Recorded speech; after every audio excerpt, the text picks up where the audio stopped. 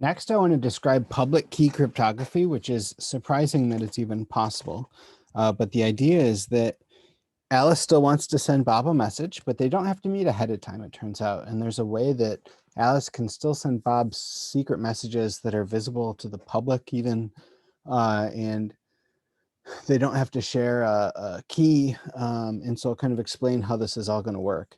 The way that I like to think about this is kind of using an analogy. And the idea is Alice wants to send Bob a secret message. So that's, the whole setup in the cryptography section here. And what Alice is going to do is she's going to take a lockbox and put her own lock on it. Now it's a special lockbox with a place for two locks. And so she's going to send her lockbox with her lock on it to Bob. Bob is going to get Alice's lockbox with Alice's lock and put his own lock on it and send it back. You can probably see where this is going. Alice gets back in the mail her own lockbox with a message in it for Bob with two locks on it. And so Alice's and Bob's lock. She undoes Alice's lock. She undoes her own lock. And then she sends to Bob Alice's lockbox with a message in it with Bob's lock that Bob can undo once he gets it back, and he can now see the message and open the box. And so that's in a nutshell how this public key encryption works, is that there's multiple transactions back and forth. So you have to send messages back and forth a couple times. And I'll explain kind of the first implementation of this public key cryptography, which is called an RSA algorithm. RSA is the initials of the computer scientists who discovered this process. So Rivas, Shamir, and Adelman. The idea here is, in order for this to work, you're basically relying on, it's not exactly symmetric, but you're relying on a process that's really easy to do one way and really hard to do another, and that is factorization. And this is at the heart of public key encryption, is that there's this asymmetry in difficulty between factoring and multiplying. If you were to give a computer two 100-digit numbers, it can multiply them in a second. If you were to give a computer a 200-digit number, which is the length of number that you would get if you multiply two 100-digit numbers, but if you were to give a computer a 200-digit number and then say factor it, that takes a long time because it's not clear what the factors are anymore. So there's that extra step of searching for the prime factors. And so in order to make this process work, what you need to do is come up with two large primes.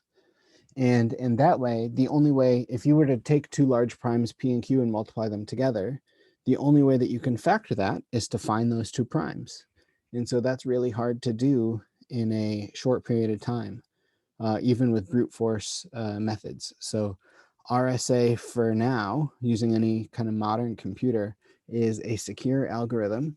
As soon as quantum computing becomes a real tangible thing that you can do, this method of cryptography may have to be revisited. So this two-way difficulty might not be, it might not be quite as hard to factor two numbers once you have better and better computing methods.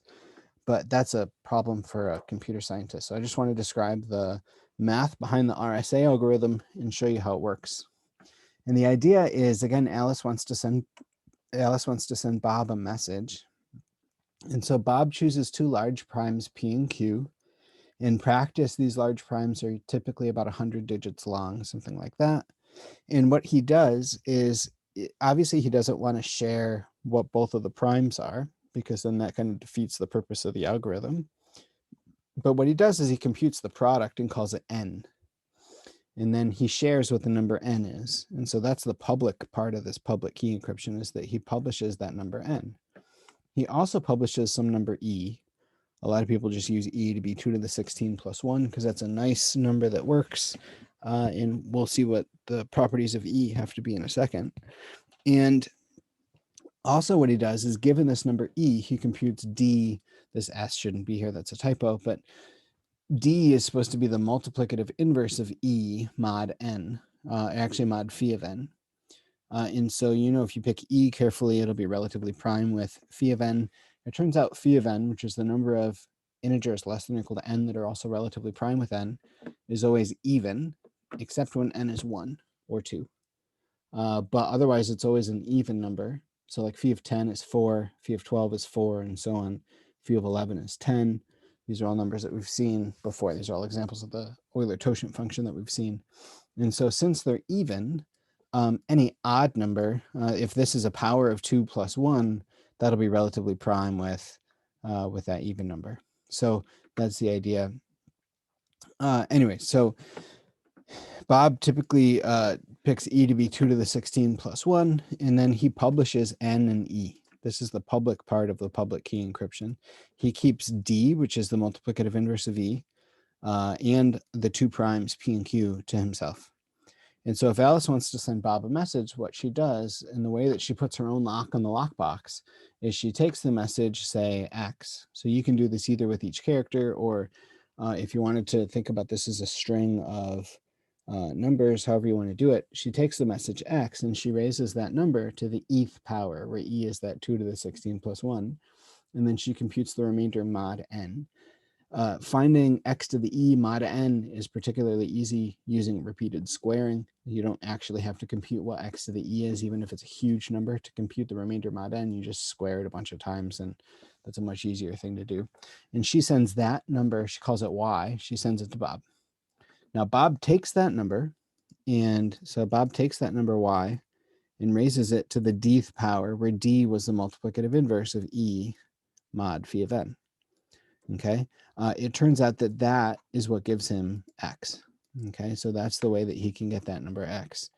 The reason why this works is that if you take ed, if that's 1 mod phi of n, that means that ed is going to be 1 plus a multiple of phi of n.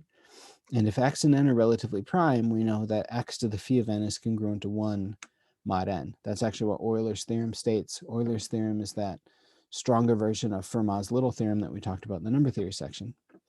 And the idea is that if you put both of these together, if you know that x to the phi of n is congruent to 1 mod n whenever x and n are relatively prime, and notice that x and n will be relatively prime because the only numbers that are not relatively prime with n are the multiples of those large primes. And if you know what those are, then you can decrypt the message. And so this is a very secure method of encrypting and decrypting the data. And so if you compute y to the d, which is the number that Bob computes to get back the original code x, y to the d is really just x to the ed. And ed, we said, is 1 plus a multiple of phi of n. And the reason why that's helpful is that you can algebraically show that that has to be congruent to x mod n. And so that's why y to the d is congruent to x mod n. And that's how you decrypt the code. I have here a implementation of this process using some primes. So these are just some primes that I picked off of a list. Here I pick primes that are small enough that you can use most kind of modern calculators or like a Wolfram Alpha type thing to actually compute this. And I actually go through and show you how to do this process. Okay, so these are, again, this is kind of a subset of the lecture notes that we have up on the webpage, but this is how RSA and public key encryption works in general.